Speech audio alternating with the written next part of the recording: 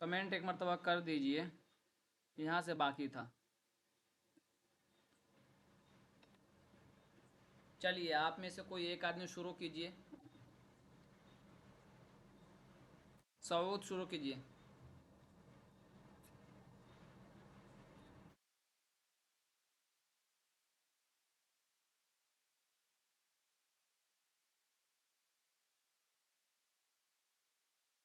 سعود ہیں کلاس میں؟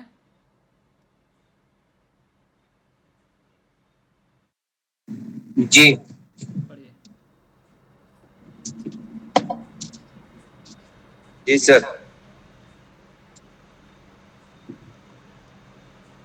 نشان لگا دیا ہوں، پڑھیے وہاں سے۔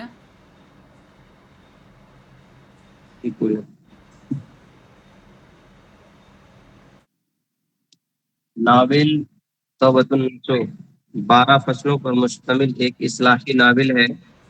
اس ناول کا بنیادی موضوع بچوں کی تعلیم و تربیت اور ان کی اصلاح ہے۔ نذیر احمد نے ان کی اصلاح کرنے کے لیے ہر باب میں ایک الگ موضوع کا انتخاب کیا ہے۔ یہاں پر ناول میں پیش کیے گئے تمام موضوع پر فصل وار گفتگو کی گئی ہے۔ فصل اول، اس فصل میں وبا کو موضوع بنایا گیا ہے، جس میں یہ دکھایا گیا ہے کہ ایک برس دہلی میں ہیضے کی بڑی سخت وبا آئی۔ نصوح بھی اس ہیضے کی چپیٹ سے بچ نہ سکا۔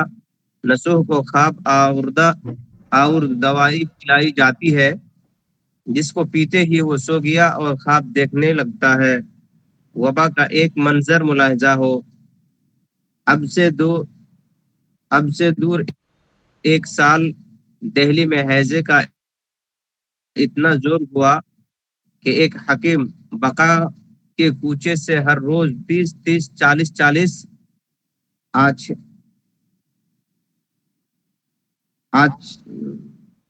آچھنجیے لگے۔ ایک بازار موت تو البتہ گرم تھا، ورنہ جدھر جاؤ سناٹا اور ویرانی، جس طرف نگاہ کرو وحشت اور پریشانی۔ جن بازاروں میں آدھی رات تک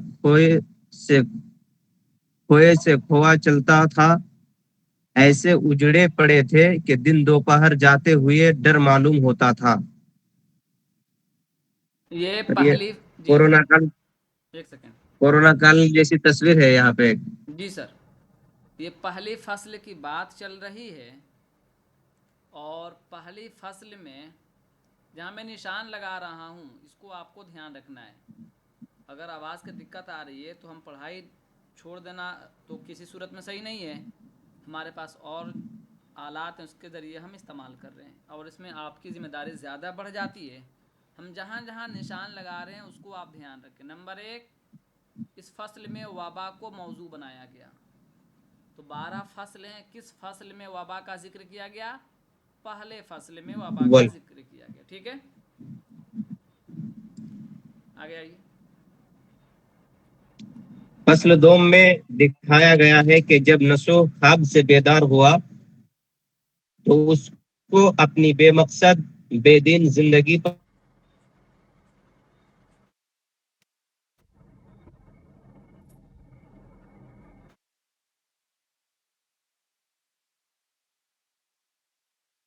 کی تربیت کرے اور میں بیٹوں کی تربیت کروں گا۔ اس طرح اس باب میں خاص طور سے اولاد کی تربیت کو موضوع بنایا گیا ہے۔ نصوح کا یہ اصلاحی اقتباس ملاحظہ ہو۔ نصوح: خدا کی رحمت سے مایوس ہونا بھی کفر ہے، وہ بے نیاز بڑا غفور و رحیم ہے، کچھ اس کو ہماری عبادت کی پرواہ نہیں۔ اگر روئے زمین کے تمام آدمی اس کی نافرمانی کریں تو اس کی ابدی اور دائمی سلطنت میں ایک سرے منہ برابر بھی فرق نہیں آئے گا، نیپال کے برابر بھی فرق نہیں آئے گا۔ اور اسی طرح اگر تمام زمانہ فرشتہ سیرت ہو جائے اور سارے آدمی شبانہ روز مصروف عبادت رہیں تو اس کی عظمت اور کبریائی میں ایک رائی کے دانے کی قدر بھی زیادتی اور فراوانی نہ ہوگی۔ فصل سوم، اس فصل میں فہمیدہ اور اس کی بیٹی حمیدہ کی بات چیت درج ہے۔ حمیدہ نصوح کی منجلی بیٹی ہے۔ فہمیدہ اس سے بات کرتی ہے اور اس کو نماز پڑھنے کی تلقین کرتی ہے۔ حمیدہ پر ماں کی باتوں کا بہت اثر ہوتا ہے، وہ نماز پڑھنا شروع کر دیتی ہے۔ اس تعلق سے ماں بیٹی کے مکالمے ملاحظہ ہو۔ میں یعنی بیٹی نماز پڑھتے ہیں، حمیدہ اما جان نماز کیا؟ نماز کو استعجاب کے ساتھ پوچھنا یہ چٹکی تھی کہ اس نے میرے دل میں لی۔ میں یعنی بیٹی خدا کی عبادت کو نماز کہتے ہیں، ایسے مطلب فہمیدہ یعنی ان کی ماں۔ فصل چہارم میں ہے کہ نصوح اپنے چھوٹے بیٹے سلیم سے گفتگو کرتا ہے اور نصوح کو پتہ چلتا ہے کہ سلیم بھی اماں کی قربت کی وجہ سے بہت سدھر چکا ہے۔ فصل پنجم، اس فصل میں فہمیدہ اور اس کی بڑی بیٹی نعیمہ کی نوک جھونک ہوتی ہے۔ فہمیدہ نعیمہ کو نماز پڑھنے کی تلقین کرتی ہے، لیکن وہ نماز کو اٹھک بیٹھک کہتی ہے۔ نعیمہ نصوح کی بڑی بیٹی ہے جو اپنے شوہر کا گھر چھوڑ کر آئی ہے۔ فصل ششم میں ہے یعنی چھٹے فصل میں کہ اس پوری فصل میں نصوح اور منجلے بیٹے علیم کی گفتگو کرتا ہے۔ اس باب میں نصوح کے منجلے بیٹے علیم یعنی اس کا چھوٹا بیٹا سلیم تھا، یہ منجلا بیٹا ہے علیم۔ علیم کے ذریعے انسانیت اہم موضوع کو پیش کیا گیا ہے۔ چنانچہ جب وہ عید کے موقع پر اپنی خالہ کے یہاں جاتا ہے اور میاں مسکین کے کوچے میں ایک مقروض پر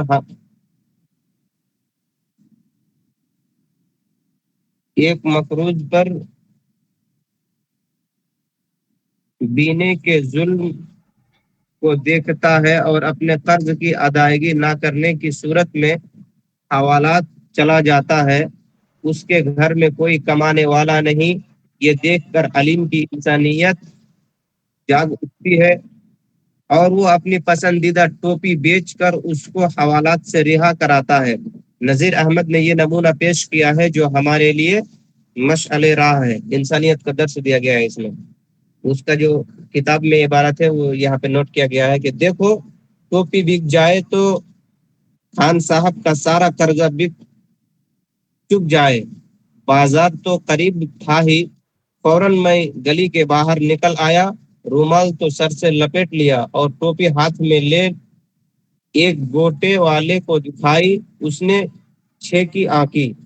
میں نے بھی چھوٹتے ہی کہا لا بلا سے 6 ہی دے، غرض 6 وہ اور ایک میرے پاس نقد تھا، 7 روپے لے۔ میں نے چپکے سے اس کے ہاتھ پر رکھ دیے، تب تک پیادے خان صاحب کو گرفتار کر کے لے جا چکے تھے۔ فوراً اپنے ہمسائے کو روپیہ دے کر دوڑایا اور خود بچوں سمیت دروازے میں آ کھڑی ہوئی۔ بات میں خان صاحب چھوٹ آئے، یعنی ٹوپی بیچ کر کے 6 روپے ملا تھا وہ بھی دے دیا، اس کے پاس 1 روپیہ تھا وہ بھی دے دیا اس کو چھڑانے کے لیے۔ جی صحیح سعود، یہ بھی یاد رکھنا ہے کہ ٹوپی کس کردار نے بیچا تھا؟ علیم۔ کس نے بیچا تھا؟ علی۔ علیم۔ چلیے چھٹے باپ میں مسئلہ بیٹا علیم میں۔ سر اور اوپر میں جو دیا ہوا ہے وبا، اس کے معنی سر؟ وبا بیماری کامن بیماری آ جاتی ہے، اس طرح سے کورونا تھا اسی ٹائپ کی۔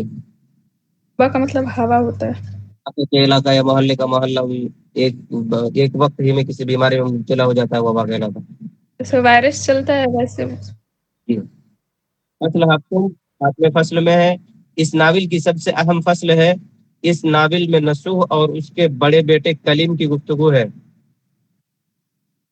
نصوح اپنے بیٹے کلیم کو بلاتا ہے مگر وہ نہیں آتا۔ فہمیدہ اور علیم کو سمجھانے کی کوشش کرتے ہیں، اس کے بعد بھی وہ نہیں آتا۔ فصل یعنی اس میں بڑی بیٹی جو ہے نعیم نیگیٹو کردار کا ہے، منفی کردار ہے، اور اس میں جو ہے بڑے بیٹے میں کلیم یہ منفی کردار کا ہے۔ فصل ہشتم، اس باب میں یہ دکھایا گیا ہے کہ نعیمہ کی خالہ زاد بہن صالحہ اس کو آ کر مناتی ہے، کھانا کھلاتی ہے اور اسی کے ساتھ نعیمہ خالہ کے یہاں چلی جاتی ہے۔ فصل نہم میں 9ویں باب میں ہے کہ اس باب میں کلیم اپنے باپ سے ناراض ہو کر گھر سے چلا جاتا ہے. نصوح کلیم کا خاص مقام اور شعر و شاعری سے بھری لائبریری کو جلا دیتا ہے جن کا نام عشرت منزل اور خلوت خانہ تھا.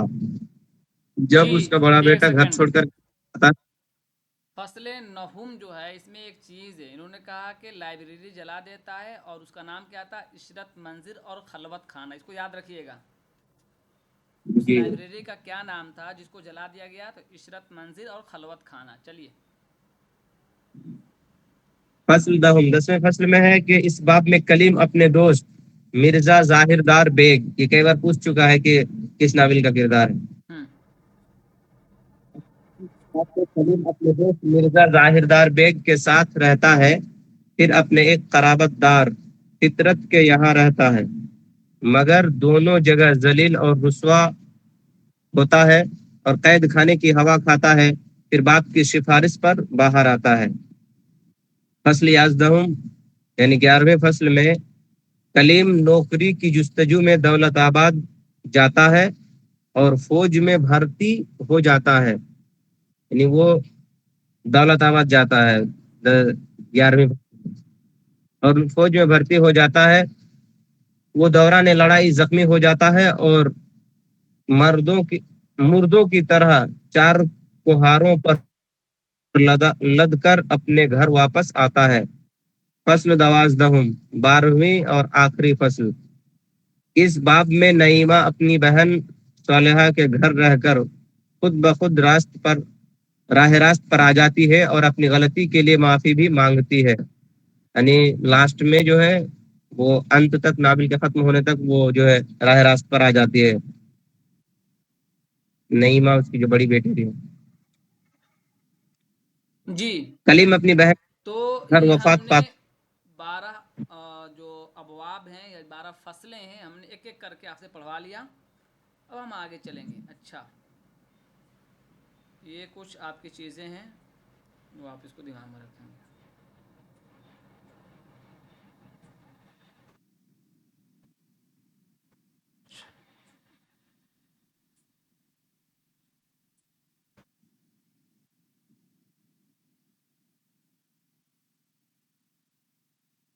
ارے مسرت اسکرین دکھ رہا ہے بھائی. ایک تو آپ گروپ میں لنک بھیجنے کے بعد آپ کا سوال آتا ہے کلاس نہیں ہو رہی ہے. لنک دکھ رہا ہے.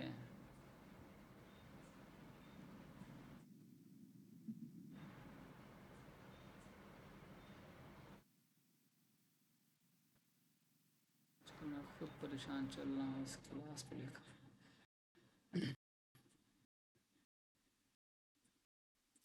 چلیے کوئی دوسرا کوئی پڑھیے موضوع پڑھیے. مرزا محمد ہادی رسوا تعارف امراء ندى کا موضوعاتی تجزیہ.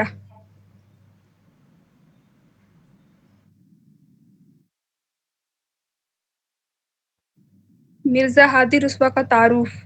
تاریخ شاید ہے کہ بعض ہستیاں صفیہ ہستی پر ایسی نمودار ہوتی ہے جو مختلف شعبۂ حیات میں ایسے کارنامے سر انجام دیتی ہے کہ تاریخ کا حصہ بن جاتی ہے. مرزا محمد ہادی رسوا بھی ایسی ہی ایک شخصیت کا نام ہے جس کے ذکر کے بغیر اردو میں ناول نگاری کی کسی بھی روایت کا تصور نہیں کیا جا سکتا. آئیے جاننے کی کوشش کرتے ہیں کہ مرزا محمد ہادی رسوا کون تھے اور ان کے اہم کارنامے کیا ہیں. جی مرزا رسوا کے حالات زندگی. سنیے. بعض ہستیاں صفحۂ ہستی. لفظ کیا ہے؟ صفحۂ ہستی.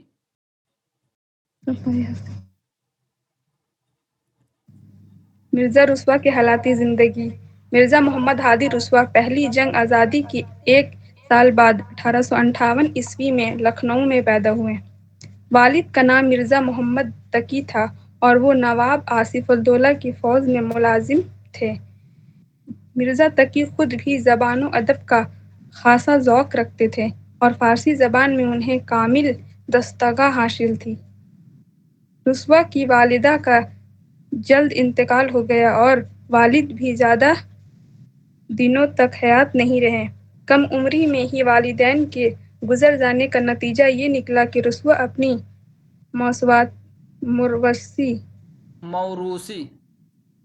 موروثی زائدانہ تجربہ کاری اور کمسنی کی وجہ سے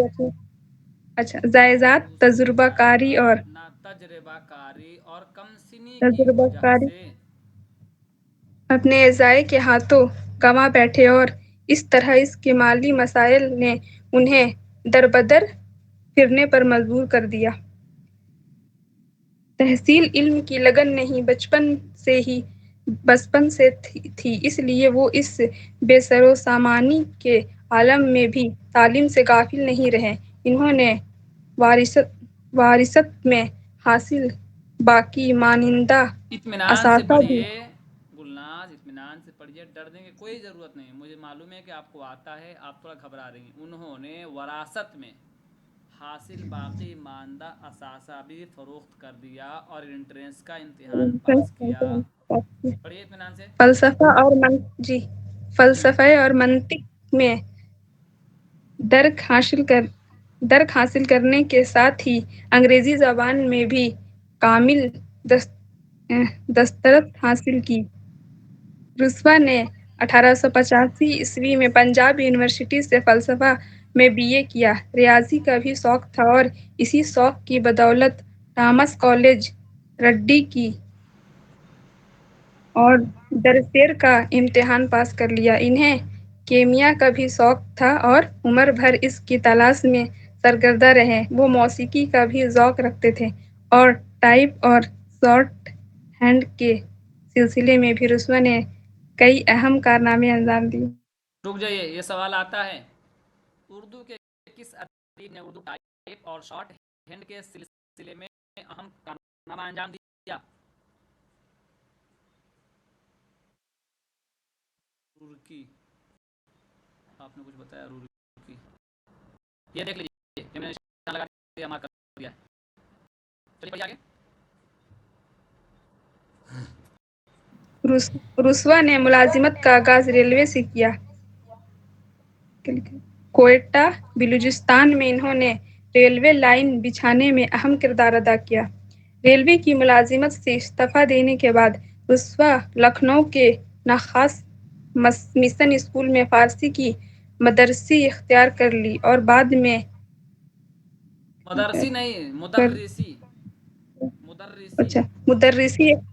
مدرسی اختیار کر لی اور بعد میں کرسچن کالج لکھنؤ میں فارسی کے استاد ہو گئے۔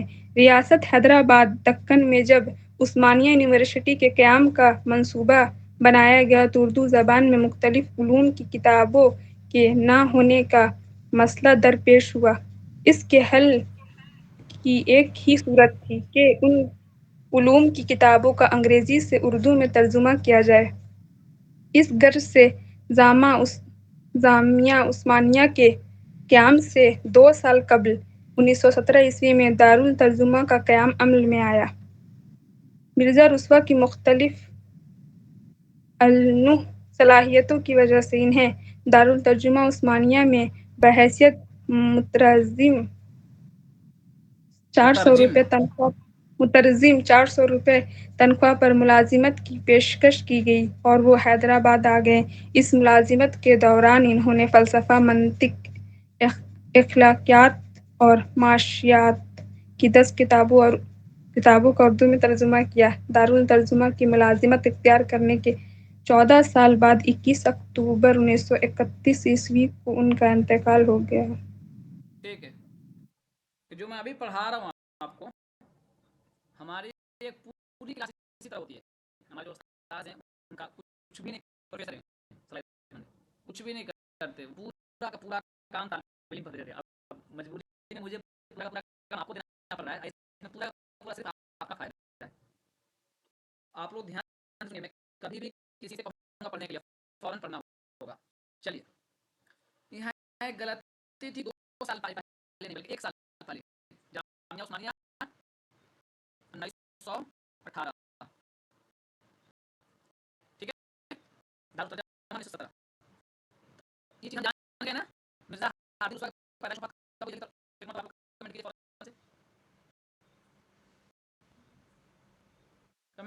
कीजिए।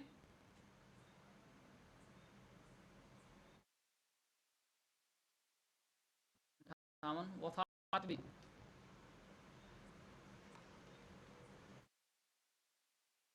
ठीक है। चलिए गुलनार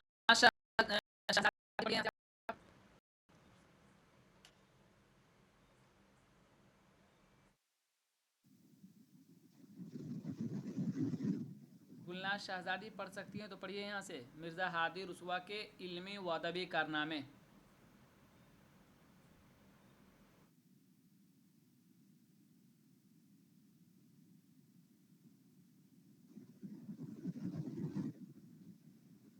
मेरी आवाज़ नहीं पहुँच रही है क्या?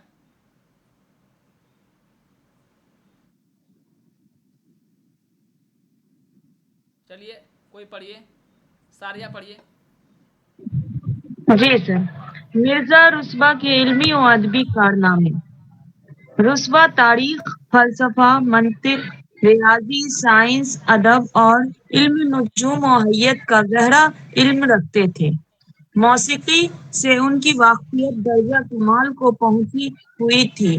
अरबी और फारसी नीज़ उर्दू अदबियात का उनका मुताला बेहद वसी था।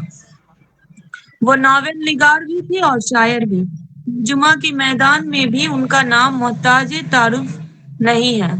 मुख्तलिफ उलूम के 10 अहम किताबों का तर्जुमा उन्होंने अरबी और अंग्रेजी से उर्दू में किया। इस तरह वो एक हिमायत और जामा कमालात शख्सियत के मालिक थे। मिजाजन रुस्वा गैर मुस्तकिल मिजाज और गैवर गयूर व नाजुक तबा थे। पढ़ने में बहुत दिक्कत आ जी रही। देखिए एक तो हमारी बीमारी ये है कि थोड़ा सा टेक्निकल इशू आ रहा है और इस बीमारी में आपकी बीमारी पकड़ा रही है कि आप लोग पढ़ने में कितने कमज़ोर हैं। किसी एक जी मैदान के हो रहते तो बड़ा नाम पैदा करते। उनकी इल्मी व अदबी खिदमात का अहाता करते वक्त उनके कारनामों की 3 जिहतें सामने आती हैं। बहैसियत मुसन्निफ व नावल निगार, बहैसियत शायर, बहैसियत मुतरजिम। रुस्वा ने उर्दू शॉर्ट हैंड के बारे में भी एक मुफीद किताब लिखी है। इनकी इनफरादी काम है। इसके साथ ही उन्होंने मौसीकी के अलामात व निशानात भी तैयार किए। उन्होंने उर्दू टाइप राइटर की बोर्ड के सिलसिले में भी काम किया।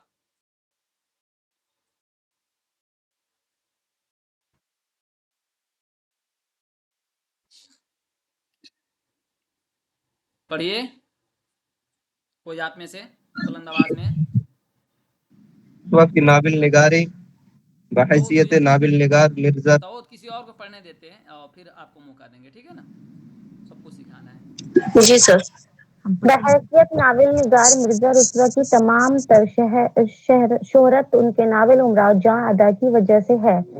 उनका ये नावल फनी एतबार से उर्दू का सबसे अच्छा नावल करार दिया जाता है। रुस्वा ने उमराव जहां अदा के अलावा भी कई नावल लिखे और कुछ नावलों का अंग्रेजी से उर्दू में तर्जमा भी किया। आइए सबसे पहले हम उनकी तबाजाद नावलों का जायजा लेते हैं। अक्षय राज ये रुस्वा का पहला नावल है और इसका सने इशात अप्रैल 1896 ईस्वी है। अक्षय राज निगारिस्तान प्रेस अफशा लखनऊ से नहीं, शाये हुआ। वो लफ्ज क्या है गुलनाज सुन लीजिए। इफ्शा है। आज के बाद गलती नहीं होनी चाहिए। अफशा नहीं, लफ्ज क्या? इफ्शाए राज, राज फाश करना। चलिए। इस नावल की खुसूसियत लखनवी तहजीब व माशरत की हकीकी और फितरी अक्कासी है। नावल का किस्सा अधूरा है। शायद रुस्वा इसका दूसरा हिस्सा भी लिखते हैं, लेकिन दूसरा हिस्सा सामने ना आ सका और नावल अधूरा ही रहा। जहाँ तक ज़बानो बयान और तर्ज अदा का ताल्लुक है, इफ्शाए राज भी बरजस्ता मकालमों और अल्फाज के बरमहल व मौजू इस्तेमाल की बिना पर खासी अहमियत रखता है, लेकिन किरदार निगारी के लिहाज से ये एक कमजोर नावल है। जात शरीफ ये नावल भी लखनऊ तहजीब के पस मंजर में ही लिखा गया है। इसमें जागीरदाराना तबके की बदहाली और लखनवी तहजीब के जवाल को मौजू बनाया गया है। नावल का प्लॉट कमजोर है, मगर کردار نگاری و منظر کشی کے نقطۂ نظر سے رسوا کا یہ ناول اہم ہے۔ بحیثیت مجموعی ذات شریف کو رسوا کا اہم ناول نہیں قرار دیا جا سکتا۔ مراجعہ ادا، یہ رسوا کا ہی نہیں اردو کا بھی شاہکار ناول ہے۔ یہ 1899 عیسوی میں منظر عام پر آیا۔ 19ویں صدی کے نصف آخر کا زوال پذیر لکھنؤ معاشرہ ایک طوائف کی زندگی کے حوالے سے اس کا ناول میں کچھ اس طرح پیش کیا گیا ہے کہ پورا معاشرہ اپنے تمام تر تہذیبی حوالوں اور جیتے جاگتے کرداروں کے ساتھ ہماری نظروں کے سامنے آ جاتا ہے۔ اس ناول پر تفصیلی گفتگو ہم آگے کریں گے۔ شریف زادہ، رسوا کا یہ ناول دسمبر 19,000 عیسوی میں شائع ہوا۔ میکانکی 1900 میں شائع ہوا۔ میکانکی و سپاٹ قسم کی کردار نگاری پر مبنی یہ ناول لکھنؤ کی تہذیبی و معاشرتی پس منظر کے ساتھ متوسط طبقے کے ایک مسلمان گھرانے کے معاشی مسائل، افراد خانہ کی محنت و دلسوزی اور پھر اس کے نتیجے میں فراغت و خوشحالی حاصل ہونے جیسے واقعات کو اپنے دامن میں سمیٹے ہوئے ہے۔ مرزا عابد حسین کا کردار یک رخے اور سپاٹ کردار کی بہترین مثال قرار دیا جا سکتا ہے، لیکن اس عیب کے ساتھ یا محاورہ زبان اور جاندار مکالمے اس ناول کی خوبی ہے۔ منظر کشی کے نقطۂ نظر سے بھی یہ ایک کامیاب ناول ہے۔ اختری بیگم، اس ناول میں بھی لکھنؤ کا انحطاط پذیر معاشرہ ہمیں تمام تر خوبیوں اور خامیوں کے ساتھ نظر آتا ہے۔ اختری بیگم کا پلاٹ ڈھیلا اور غیر متوازن ہے۔ مرکزی کردار اختری بیگم کو رسوا مراجعہ ادا جیسا جیتا جاگتا کردار نہیں بنا سکے، لیکن رسوا کے انداز بیاں اور بامحاورہ زبان یہاں بھی متاثر کرتی ہے۔ مکالمے بھی کرداروں کے مزاج اور فطرت کے مطابق ہیں۔ مرزا رسوا کی بحیثیت مترجم، ہم صرف آپ سے پڑھوا رہے ہیں، آپ بالکل متوجہ ہو کر سنیے گا۔ یہ 5-6 جو ناول ہے بہت اہم ہے۔ اچھا، یہ سارے کے سارے لکھنوی تہذیب و معاشرت پر ہے۔ اس میں ایک ناول کے بارے میں کہا کہ ایک مسلمان کے متوسط گھرانے سے، بتائیے وہ کون سی ناول ہے؟ کون سا ناول ہے؟ کمنٹ کیجیے تو۔ ایک ناول کے بارے میں کہا ہے کہ مسلمانوں کے متوسط طبقے کے مسائل کو بیان کیا انہوں نے، اور اس کا کردار ہے مرزا عابد حسین۔ ٹھیک ہے، اب لوگ سن رہے۔ یہ 10 کتابیں ہیں، ہے نا؟ پڑھنے کے لیے تیار رہیے۔ یہ 10 کتابیں ہیں جس کا ترجمہ کیا ہے عربی سے، انگریزی اور عربی سے ترجمہ کیا ہے۔ پڑھیے، چلیے، ہے نا؟ پڑھیے، پڑھ سکتی ہیں تو پڑھیے جلدی سے۔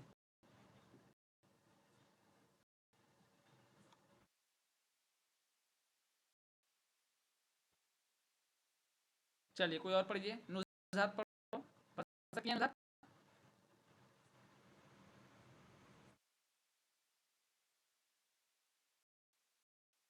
میری آواز پہنچ رہی ہے؟ نہیں بول رہے کوئی؟ جی سر۔ تو رپلائی کیوں نہیں آتا آپ لوگوں کا؟ یہ پڑھنے کی جگہ ہے، جب میں نام لیتا ہوں فوراً پڑھنا چاہیے۔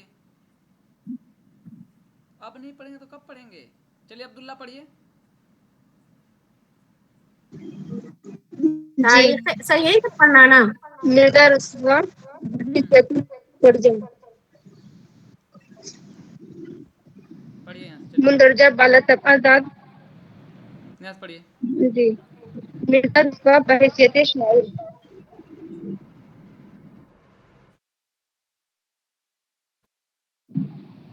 مرزا رسوا بحیثیت شاعر، مرزا رسوا محض نثر نگار ہی نہیں، شاعر بھی تھے۔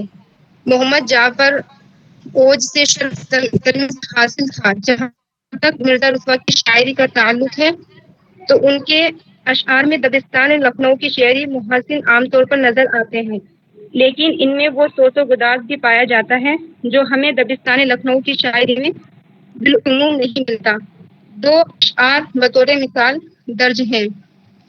یاد کر لینا کہ اکثر بستیاں ویراں ہوئیں، خرابے میں خیال آئے اگر تعمیر کا، دل میں طوفاں اٹھاتے تھے نالے، लब तक आए तो बेअसर आए।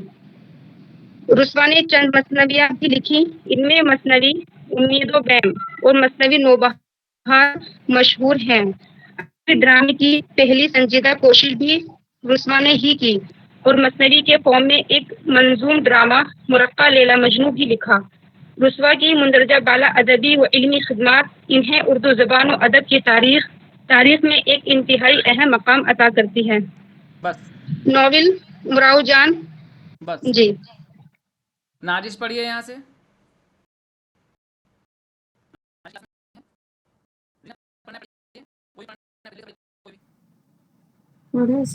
श्रम करते हैं। कौन पढ़ेगा? पढ़िए कोई भी। नावल उमराव जान अदा।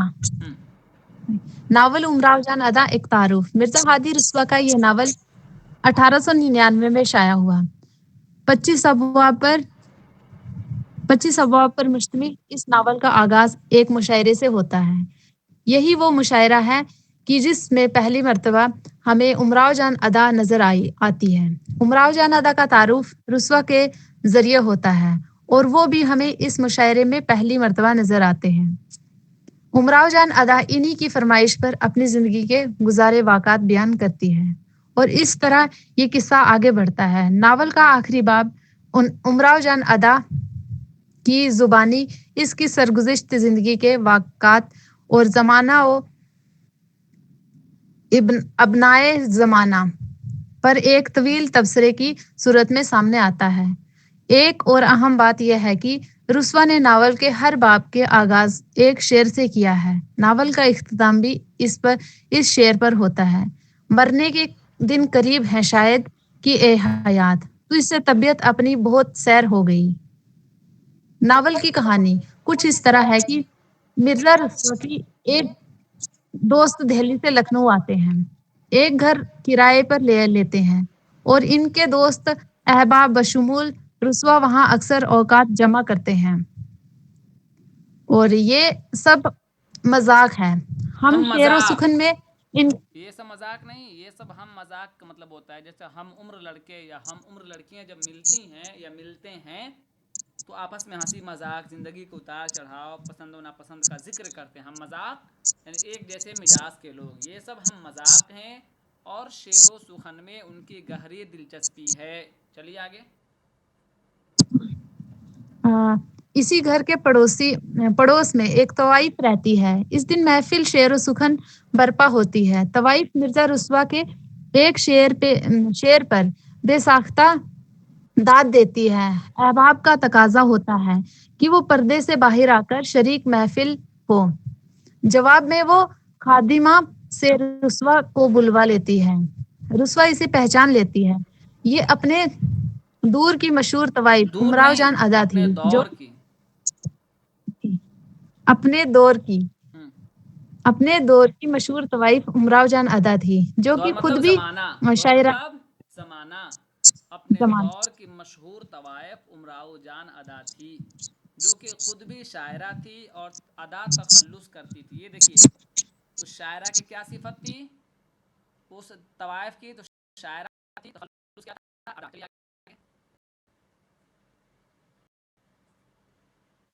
उमराव जान अदा भी इस महफिल में शरीक होने लगती है। रुस्वा की फरमाइश पर उमराव जान अपनी सरगुज़िश्त बयान करती है, जो कुछ इस तरह है। उमराव जान फैजाबाद के एक शरीफ खानदान से ताल्लुक रखती है।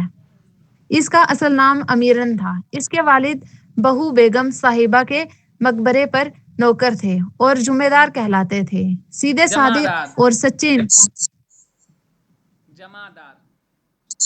जमादार कहलाते। सीधे साधे और सच्चे इंसान थे। कबूतरों का भी शौक था। ये एक छोटा सा कुंबा था और जमादार इनकी बीवी लड़की अमीरन और एक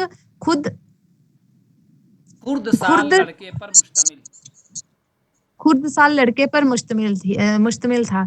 घर का इक्तिसादी हालात मोहल्ले के दूसरे घरों से अच्छी थी। जमादार अपने बच्चों से बेहद मोहब्बत करते थे। एक बार बाअसूल जिंदगी गुजारते थे। खुद उमराव जान अदा के अल्फाज हैं। अब्बा जब शाम पढ़िए। ठीक है सुषमा, RBD पढ़िए यहाँ से।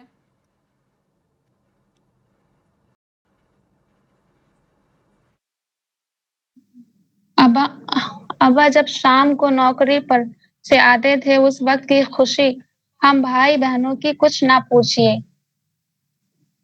मैं कमर से लिपट गई, भाई अब्बा अब्बा करके दौड़ा, दामन से चिमट गया। अब्बा की बाजें मारे खुशी के खुली जाती हैं। मुझको चुमकारा, पीठ पर हाथ फेरा, भैया को गोद में उठा लिया, प्यार करने लगे। मुझे खूब याद है कभी खाली हाथ घर में न आते थे, कभी दो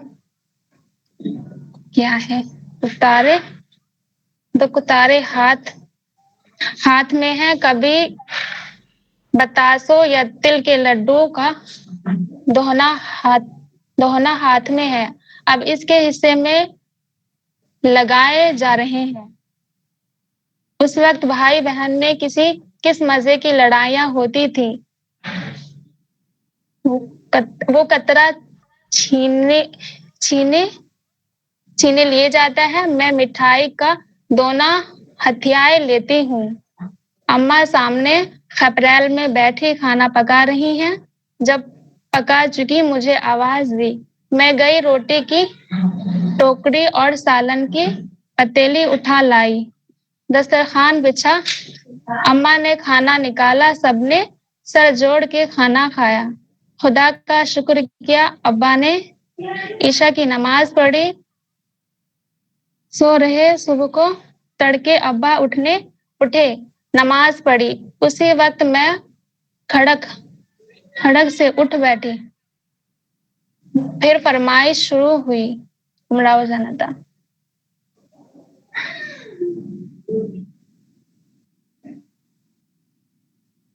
अब्दुर्रब है क्लास में या कोई और पढ़ना चाहता है तो जल्दी बताइए। कौन पढ़ रहा है? जी सर। हाँ पढ़िए। उमराव जाना पढ़िए। उमराव जान अदा का मौजूआती मुताला। मिर्जा मोहम्मद हादी रुस्वा के नावल उमराव जान अदा के मौजूआती मुताले से कब्ल आए इस इबारत को पढ़ते हैं जो उमराव जान अदा के उस एडिशन के सरवर्क पर मौजूद है जो 1909 ईस्वी में लखनऊ से मतबा शाम अवध से शाया हुआ था। इबारत मुलाहजा हो, लखनऊ की एक नश्तालिक खाइंदा तवाइफ की स्वाना उमरी उसकी जुबानी, जिसमें लखनऊ के तर्ज माशरत की हूबहू तस्वीरें, सच्चे वाकयात और असल मकामात के बैना नक्शे हर शख्स बाआइनिही नक्शे हर शख्स और हालत के मुनासिब बोल चाल, आला दर्जा का सुथरा मजाक। चलिए यहाँ से पढ़िए। उमराव जान अदा का मौजू तवाइफ या मुआशरा। उमराव जान अदा का मौजू खित्ता अवध का मुआशरती जवाल है या तवाइफ। इस बारे में नाक़दीन अदब मुख्तलिफ राय रखते हैं।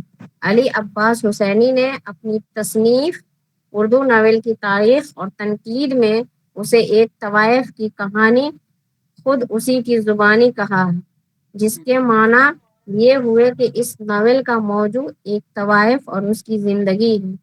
खुर्शीदुल इस्लाम के मुताबिक इस नावल का मौजू लखनऊ का मुआशरती व तहजीबी जवाल है। अख्तर अंसारी ने भी इस नावल का मौजू मुआशरती जवाल व तहजीबी इन्हतार करार दिया है। प्रोफेसर यूसुफ सरमस्त इस जिम्न में ज्यादा हकीकत पसंदी का सबूत देते हैं।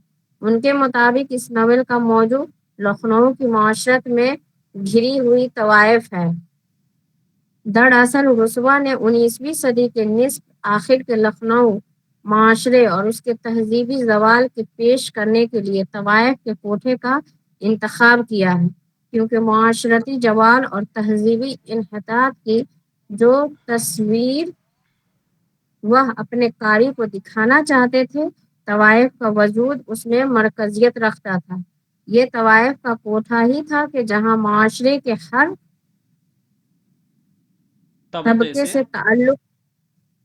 سے تعلق رکھنے والے اشخاص سے ملاقات ہو سکتی تھی، اور ہم ان کی فطرت و طبیعت، اشغال و افعال، احوال و کوائف اور تہذیبی و سماجی رویوں سے بڑی آسانی سے واقف ہو سکتے تھے۔ اسی لیے اس ناول کا موضوع طوائف بھی ہے اور معاشرتی جوال بھی، بقول پروفیسر سید احتسام حسین۔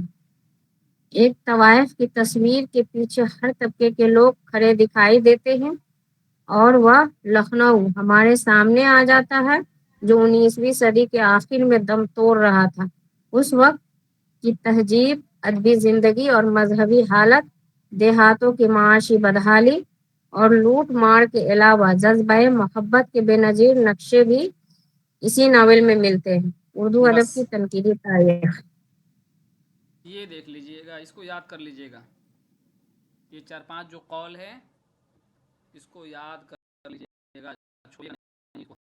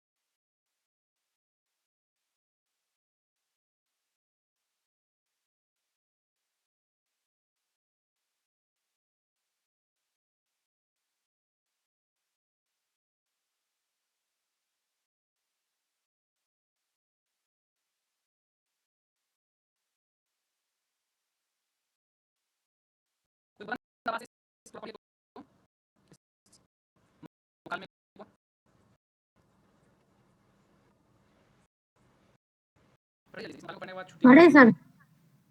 کوئی پڑھیے بلند آواز سے، صاف ستھرا۔ اس کے علاوہ رسوا اس بات کا بھی پورا خیال رکھتے ہیں کہ کرداروں کی جذباتی حالت کا اظہار بھی مکالمے سے خاطر خواہ طور پر ہو جائے۔ چند مثالیں ملاحظہ ہو۔ امراؤ جان، میں عرض کیے دیتی ہوں، کعبے میں جا کے بھول گیا راہ دیر کی، ایمان بچ گیا میرے مولا نے کعبے میں جا کے بھول دیر گیا کی۔ راہ دیر کی، ایمان بچ گیا میرے مولا نے خیر کی۔ یہ سوال منشی آ صاحب سکتا ہے، خوب کہا ہے۔ سنیں، یہ سوال آ سکتا ہے کس کردار نے یہ شعر پیش کیا ہے؟ امراؤ جان ادا نے۔ آگے آئیے، پڑھیے جلدی سے۔ منشی صاحب خوب کہا، خان صاحب اچھا مطلع کہا ہے، مگر یہ بھول گیا کیوں؟ امراؤ جان، تو کیا خان صاحب میں ریختگی کہتی ہوں؟ خان صاحب مزہ تو ریختگی کا ہے، میرے مولا نے خیر کی، آپ ہی کی زبان سے اچھا معلوم ہوتا ہے۔ بسم اللہ بہن امراؤ، یہ وہی کڑے ہیں نا؟ میں مجھے سے کیا پوچھتی ہو؟ کیا تم جھوٹ بولو گی؟ بسم اللہ، لے خشکا کھائیے، اب یہ کڑے آپ کو نہ دیے جائیں گے، نواب کے کڑے ہیں، ہم نے پہنے، اب ہم نہ دیں گے۔ بوا حسینی، 25 کم 100، تو یہ کتنے دن کی تنخواہ ہوئی؟